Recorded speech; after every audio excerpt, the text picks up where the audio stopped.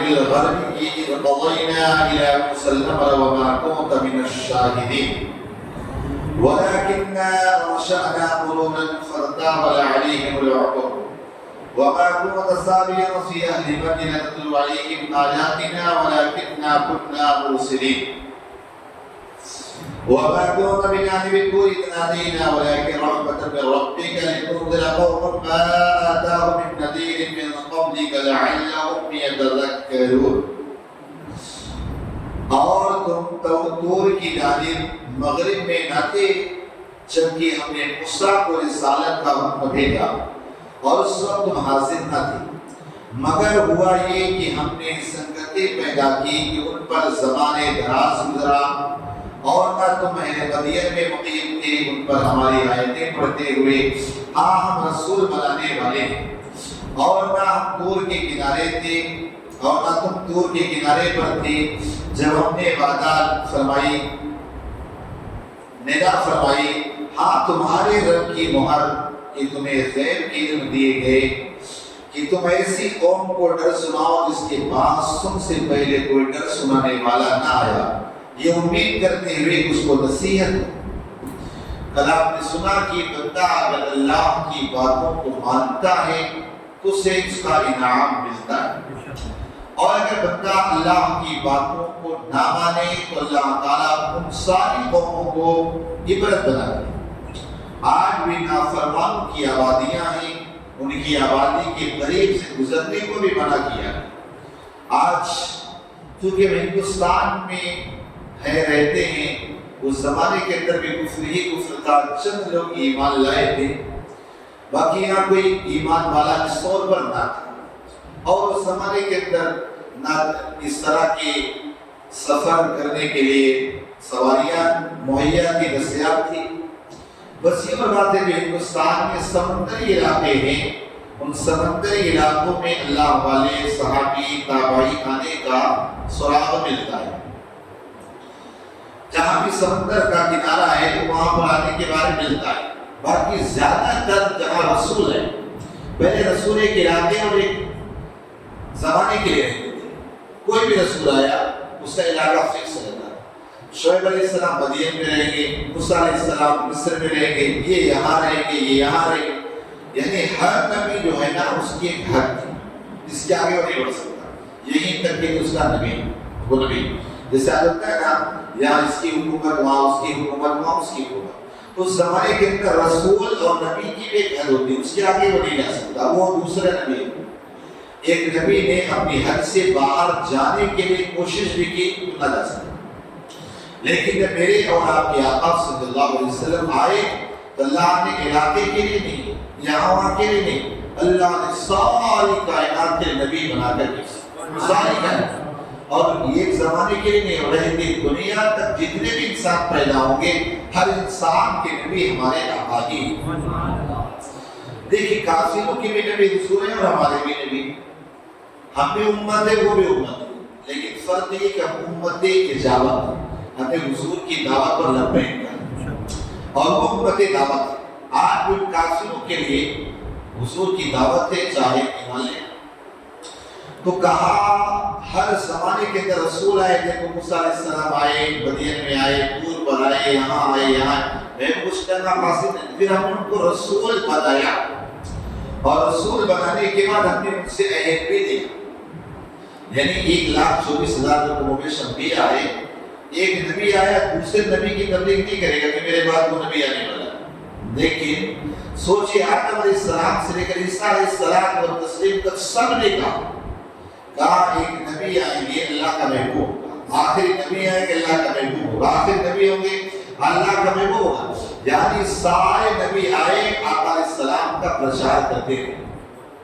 جیسے ہوتا ہے نا کبھی کوئی بہت بڑا آنے والا ہے اس کا پرچار سب جگہ شروع ہو جاتا ہے، کیا وہ آنے والا ہو، ابھی آیا نہیں، آنے کے آ رہا بلا شبہ بلا تفصیل سمجھ لے میرے آقا دنیا میں آئے نہیں، اللہ نے سارے نبیوں کا اعلان سارے اعلان کرے، سارے نبی نے اعلان کیا، یعنی حضور کے آنے سے پہلے حضور کا میلاد سارے انبیاء نے منایا، اور جب حضور آ گئے اس کے بعد سے ہم منائیں۔ حضور کے بعد ضرورت ہے دنیا تک بھی حضور کا میلاد منایا جائے گا. بہرحال تو سارے نے یہ بھی بتا جتنے انبیاء کو کتابیں دی گئی ہر نبی کو کتاب میں یہ وعدہ دیا ہے کہ کو یہ آپ اپنی نبوت کو پھیلاؤ سب کچھ کرو اگر میرا محبوب آئے تو تمہاری نبوت ختم اب میرے نبی کی نبوت چلی میں نے پوچھ گئی جس کے آگے سبھی مشاعرے شمع لے کر آیا اور نبی آتے رہے ان کی روشنی شمع ان کی نبوت کا معاملہ ختم ہو گیا جیسے میرے آقا ہے اب کوئی نبی نہیں مطلب نبی سمرات ان کی نبوت نہ چلے گی اب چلے گے تو محمد عربی کا ڈنکا چلے گا محمد عربی کی رسالت چلے گی ان کا ڈنکا لے گا تو اللہ تعالیٰ نے سارے نبیوں سے زبانی وعدہ بھی لیا اور ساتھ ہی ساتھ کتابوں میں بھی لیا.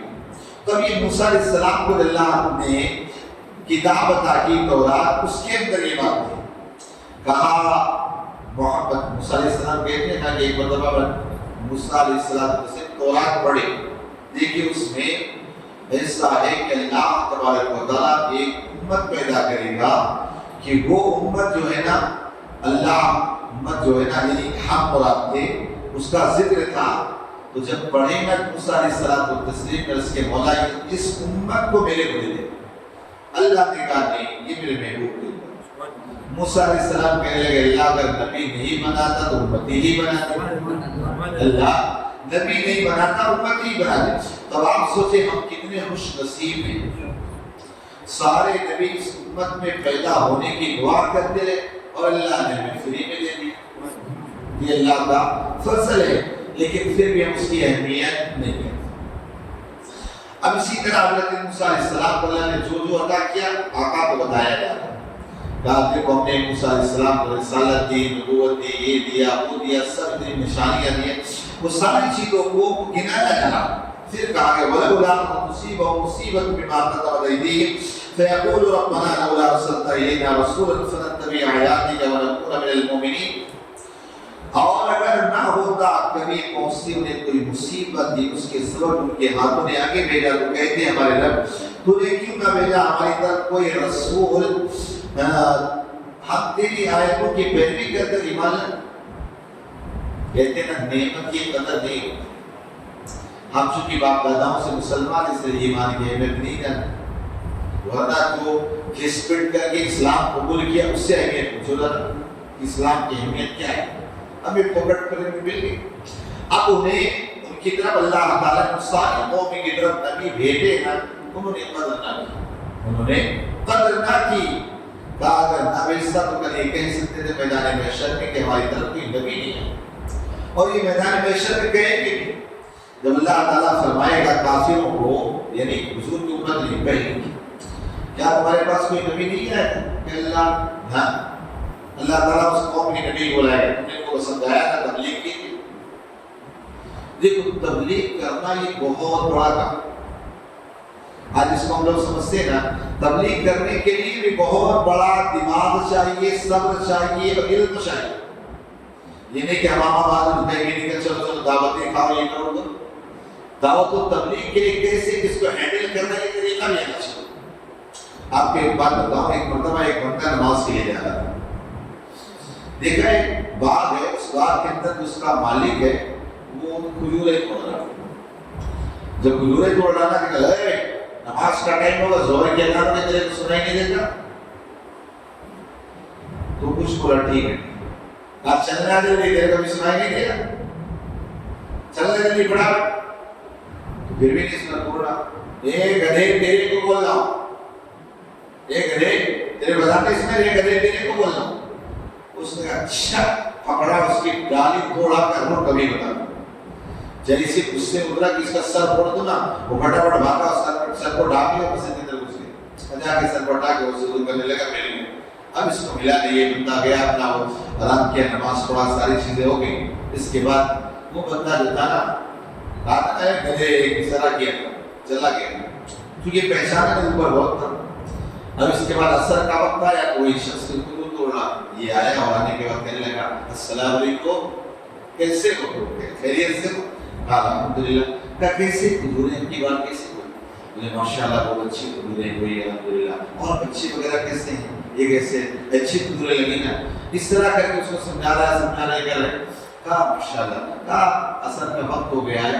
آتے تھوڑا آرام بھی کر لیتے, اسی بہانے فری بھی ہو جاتی اور ثواب بھی ماشاءاللہ. شاید آپ کے کام میں اذان نہیں کی ہوگی, اذان ہو چکی ماشاءاللہ. اگر آپ اتنے اچھے سے اس نے سمجھایا نہ بولا نا,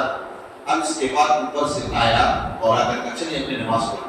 کہنے پہ آپ ایک دوپہر میں آیا تھا زہر میں, کہا پھر اس گدھے کو مل جاتا تو اس کو بتاتا گدھا کون, تو اس کا سر پھوڑ دیتا.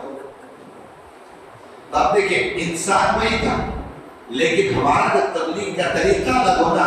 تو پھر ظاہر سے کچھ اثر نہیں ہوگا. آج ہمارے تبلیغ اور سمجھانے کا انداز بھی کچھ ایسے تیرے کو بولا نا نہیں, نرمی ایسی زبان میں نرمی پیدا کریں نا, ایسے انداز ہمارے ہونا خود لوگ ہو گئے. آج ہمارا تبلیغ کا انداز بھی ڈانٹنے والا